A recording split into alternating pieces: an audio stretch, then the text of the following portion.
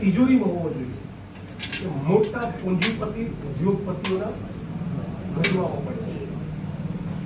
આજે ગુજરાત સરકારનું બજેટ 4,08,000 કરોડ, આખી સરકારનું બજેટ એક વર્ષ.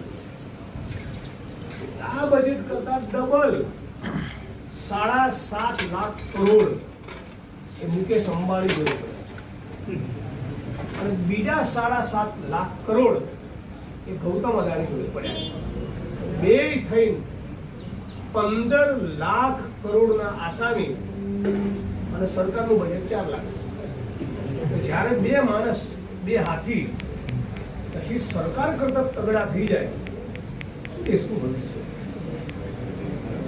અને મને કહો, આ બનાસકાંઠા જિલ્લો, હું હમણાં થરાદ અલગ નહીં માનતો, આપણે હાલ ચર્ચા કરીએ. આખા બનાસકાંઠા જિલ્લાના 14 તાલુકામાં એક સ્ટાન્ડર્ડ હોસ્પિટલ નથી સરકારી. પાલનપુરમાં પ્રાઇવેટ હોસ્પિટલ ફેક્ટરી ખુલે દે ખુલે છે. જાઓ સિઝેરિયન પ્રેગ્નન્ટ છો, સિઝેરિયન વગર વાત જ નહીં, સીધા 50,000 લંબો છે ને ધંધો. 35 લાખ લોકો બનાસકાંઠાના, પણ આપણે કોઈ દાડો સરખી હોસ્પિટલની માંગણી કરી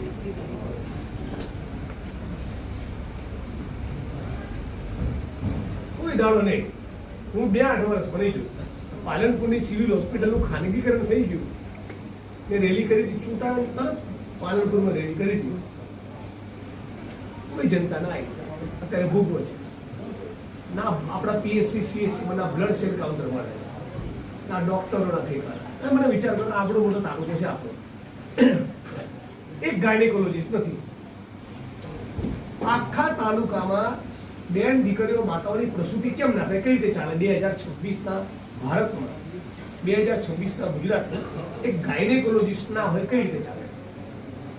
અચ્છા, કેન્સર આટલું થાય, દરેક ગામમાં પડી વેચાય છે, બધા આવડી ગઠોડે કરે, મસાલા ખાઈ અહીં ખાતા હશે, બરાબર?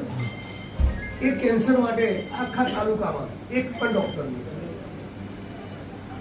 કિડનીના રોગો, ભૂગર્ભ જળ ઊંડા છે, ફ્લોરાઇડ વાળું પાણી આવે છે, કિડનીનો ઢેચણનો પ્રશ્ન થાય, એક પણ ઓર્થોપેડિક ડોક્ટર નહીં, કિડની માટે સ્પેશિયાલિસ્ટ યુરોલોજીસ્ટ નહીં, હૃદય માટેનો કાર્ડિયોલોજીસ્ટ નહીં. મને વડગામ વિધાનસભામાં મને કોઈ નહીં કહેતું, બધા ડોક્ટરો મુકાવો ને, હું કહેતું જ નથી. મારા કહેવાથી મૂકી નહીં દે, એ તો મારા હાથમાં તો છે નહીં, એ તો આરોગ્ય મંત્રી નક્કી કરે. જનતા ક્યારે જાગશે આ મુદ્દે?